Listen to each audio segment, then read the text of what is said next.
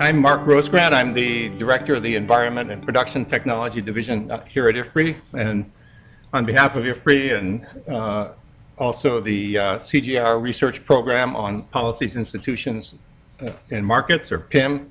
I'm very happy to welcome everyone to this policy seminar on supplying high-quality seeds and traits to smallholder farmers, policy and investment options for developing country seed systems. It's a quite fortunate coincidence, we think, that this seminar follows an event yesterday at the World Bank on a similar topic on Seeds for All, practical solutions for improving seed regulations and quality assurance. I think a lot of you probably here and perhaps online as well participated in that event, and it's a pleasure to welcome you to IFPRI as well, where I think we're going to take the discussion in slightly different directions, but probably with reinforcing the same set of goals and objectives of that one. I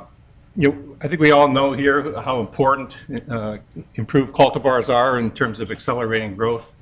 in crop yields and output, and therefore also on food security in developing countries. It's just one example. I think that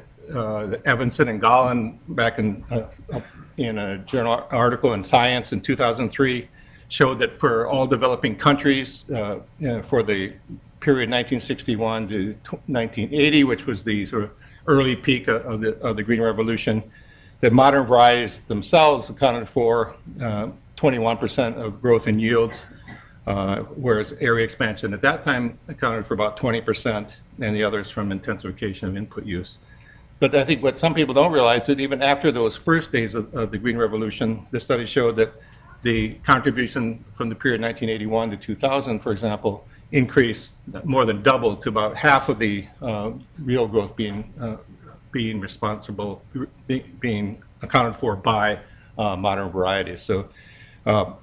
those are just some of the key figures that show how important this topic is. At the same time, for the purposes here, they sort of skim the surface of the larger and more complex issue that we're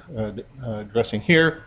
which is how to ensure the timely delivery of improved genetics embodied in seeds to the populations of what are typically resource poor and oftentimes risk-averse farmers in highly fragmented and poorly regulated markets served by often very poor infrastructure as well. The cost of failing to deliver valuable seed varieties or even to delay their deployment are very high. So today's seminar will address the policy and regulatory aspects underlying national, regional, and corporate strategies for seed development in hopes to try to illuminate how to move forward more efficiently in seed market development. So let's get started, and keeping one final point in mind, the seminar in particular, we hope to be a provocative exploration of sort of what are the devils in the detail of seed market development. IFPRI is here to provide partners and stakeholders in the international development community with an open platform that's, I think, is going to be very effective today to share evidence and explore nuances and policy solutions for developing countries. But we don't expect sort of silver bullet solutions, but we expect to move the discussion forward and the debate forward today.